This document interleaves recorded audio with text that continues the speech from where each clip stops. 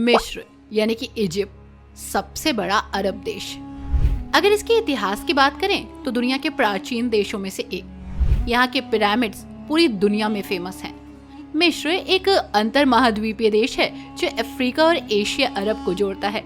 हालांकि ये बहुत ही आम बात है जो आपने मिस्र या फिर इजिप्ट के बारे में सुनी ही होगी, लेकिन आज हम आपको आम नहीं कुछ खास बताने जा रहे हैं। सबसे पहले जान लेते हैं उन नियमों के बारे में जो इजिप्ट में झंडा गाड़े बैठे हैं। इन कानूनों को मानना, इनका पालन करना बहुत ही जरूरी है, चाहे आप इस देश में घूमने आए हो चाहे यहाँ के रहने वाले हो।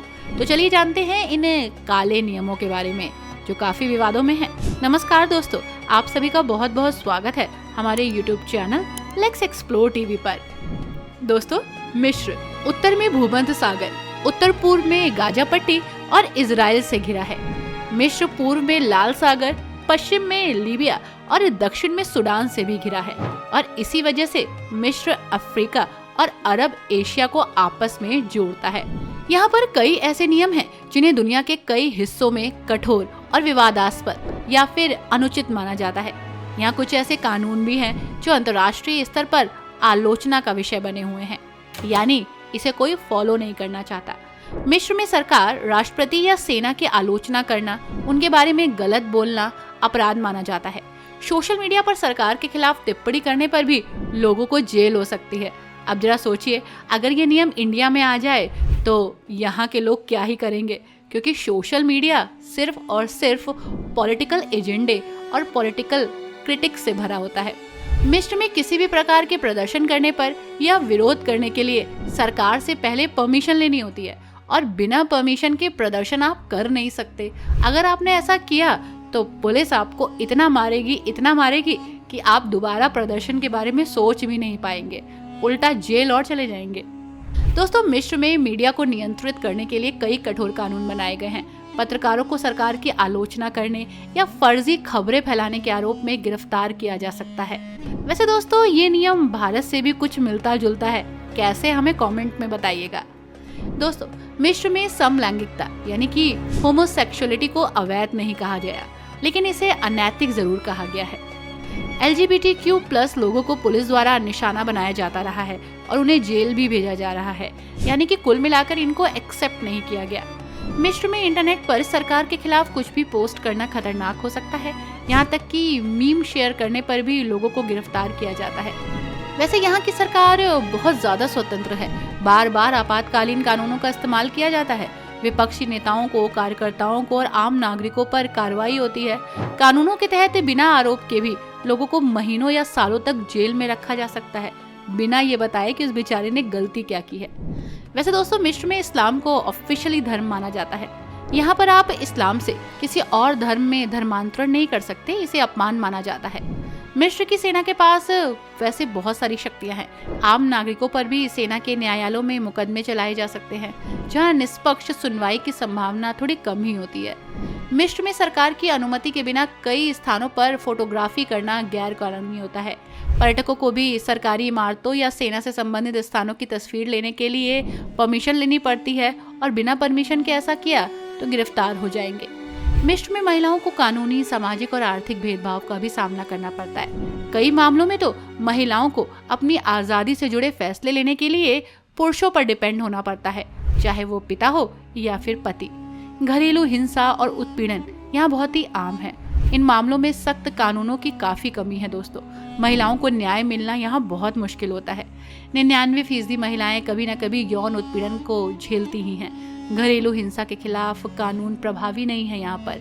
शिक्षा में भी सुधार नहीं है, लेकिन नौकरी में भेदभाव और कम वेतन की समस्या आज भी बनी हुई है। महिला अधिकार कार्यकर्ताओं पर दमन किया जाता है।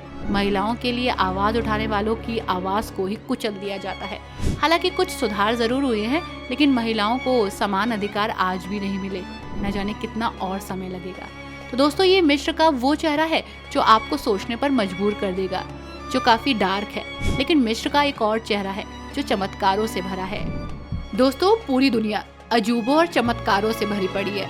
दुनिया में कुल 8 अजूबे हैं। लगभग 5000 साल पुरानी मिस्र की सभ्यता के पिरामिड इन्हीं अजूबों में से एक है। वैसे देखा जाए तो मिस्र अपनी मम्मी, फराओं और पिरामिड के लिए काफी फेमस है। लेकिन यहाँ के इतिहास से जुड़ी बहुत सारी कहानियां हैं जो आज भी वैज्ञानिकों को हैरान करती हैं। मिस्र सभ्यता के लोग बालों से बेतहा नफरत करते थे। बालों के प्रति उनकी नफरत इतनी थी कि जितने दो दुश्मन भी आपस में नहीं करते होंगे उतना ये बालों से करते थे। उनके मुताबिक शरीर पर बाल होना स्वास्थ्य के लिए हानिकारक होता है, इसलिए वो लोग शरीर से हर तरह के बाल को साफ कर देते थे। मिस्र के लोगों की फोटोज में सिर पर जो बाल नजर आते हैं वो असली नहीं है बल्कि विग है। ये लोग विग को टोपी की तरह पहनते थे, वो भी इसलिए ताकि सूरज की सीधी धूप उनके सिर पर ना पड़े। वैसे दोस्तों, यहाँ पर मेकअप का चलन तभी से है। मिस्र में मेकअप करना बहुत जरूरी था। ये लोग सुरमा का प्रयोग करते थे। वो मानते थे कि हरा और काला सुरमा उन्हें सूर्य की किरणों, मक्खियों और संक्रमणों से बचाएगा। इसके अलावा ये सूर्यदेव को श्रद्धांजलि और नमन करने का एक तरीका भी मानते थे। महत्वपूर्ण ये था कि इनके लिए मुंह को साफ रखना बहुत जरूरी था। इन लोगों के लिए दांतों को साफ रखना इतना जरूरी था कि वो मम्मियों को टूथपिक के साथ दफनाते थे। माना जाता है कि प्राचीन मिस्र के निवासियों ने ही एक तरह की टूथपिक की शुरुआत की थी। इसे बनाने में वो बैल के खुरों का पाउडर, जले हुए अंडे की छाल और राख के मिश्रण का प्रयोग करके करते थे। इतना ही नहीं, बहुत ही अजीब लगेगा सुनकर आपको कि मिस्र में फराओं यानी कि राजाओं के मरने के बाद उनके नौकरों को भी उनके साथ जिंदा दफन कर दिया जाता था। पहले लोग नौकरों को सिर पर वार करके बेहोश कर देते थे और फिर दफना देते थे।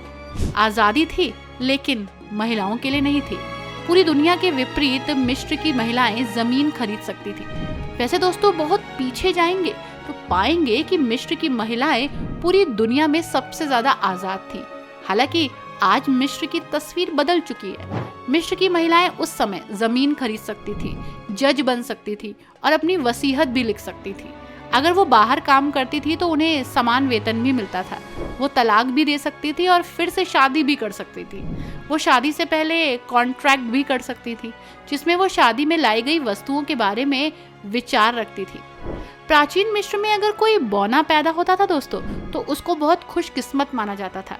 आज के समय में वो उसके लिए सबसे बड़ा दाग है, लेकिन उस समय वो वरदान था क्योंकि उसका बौनापन उसको आसानी से नौकरी दिला देता था।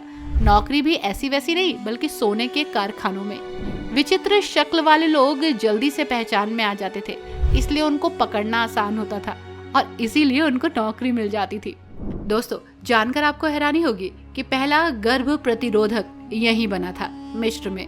बात बहुत ही हैरान करने वाली है कि गर्भधारण से बचने के लिए प्राचीन मिस्रवासी मिट्टी, शहद और मगरमच्छ के गोबर का एक लेप बनाते थे मिश्रण। उस मिश्रण को महिला की योनि में डाल देते थे जिससे महिला गर्भवती नहीं होती थी। इनका मानना था कि मगरमच्छ का गोबर एसिडिक होता है जो शुक्राणुओं को मारता है। मिस्र एक गर्म जगह है दोस्तों, जहाँ तापमान 114 डिग्री तक पहुँच जाता है। इस गर्म वातावरण में भी गीजा के पिरामिड का तापमान 68 डिग्री ही रहता है और तो और पृथ्वी का औसत अंदरूनी तापमान 68 डिग्री ही है, यानी कि यहाँ का तापमान बहुत हाई है। वैसे दोस्तों, मिस्र में 100 से ज्यादा पिरामिड है जिनमें गीजा का पिरामिड फेमस है। इस पिरामिड का नाम दुनिया के 7 आश्चर्यों में से एक है जिसकी ऊंचाई 450 फीट है। मिस्र के पिरामिड्स में वहाँ के राजाओं के पार्थिव शरीर हैं जिन्हें मम्मी कहा जाता है और इन्हें देखने के लिए लोग दूर दूर से आते हैं। मिस्र की राजधानी है काहिरा। कई पर्यटन स्थल है यहाँ पर जहाँ प्राचीन मिस्री सभ्यता और संस्कृति देखने को मिलती है। काहिरा में आपको प्राचीन मंदिर और म्यूजियम भी देखने को मिलेंगे। वैसे दोस्तों, कहा जाता है कि अलेक्जेंड्रिया शहर को सिकंदर ने बसाया था, जिसका नाम सिकंदर ने अपने नाम के ऊपर ही रखा था। इस शहर में भी पुरानी झलक देखने को मिलती है। शहर में घूमने के बाद आप काफी फ्रेश फील करेंगे। वैसे असवान एक समय में वहाँ के राजाओं के लिए छुट्टियां बिताने वाली जगह थी। यहाँ आज के समय में कोई भी घूमने जा सकता है। असवान में आप नील नदी के किनारे बैठकर सुंदर नज़ारे देखेंगे। मिस्र में रहने वाले लोग आज भी वेकेशन पर असवान जाना पसंद करते हैं। वैसे एक शहर और है यहाँ पर, लक्सर। आपको खुले आसमान में म्यूजियम दिखाई देंगे। लक्सर ऐसी खूबसूरत जगहों से भरा है जहाँ आपको पुरानी कलाकृतियाँ देखने को मिलेंगी। यहाँ छुट्टियाँ बिताना एक अच्छा ऑप्शन हो सकता है। वैसे ये एक बेहतरीन डेस्टिनेशन है, लेकिन गर्म होने की वजह से थोड़ा सा समय का चुनाव ध्यान से करिएगा। कोशिश करिएगा कि मौसम ठंडा हो तभी जाया जाए। तो दोस्तों, आज आपने इजिप्ट के बारे में बहुत कुछ जाना। कैसी लगी ये वीडियो आपको, हमें कमेंट में ज़रूर बताइएगा। लाइक एंड शेयर कीजिएगा। Thanks for watching. Bye bye and take care.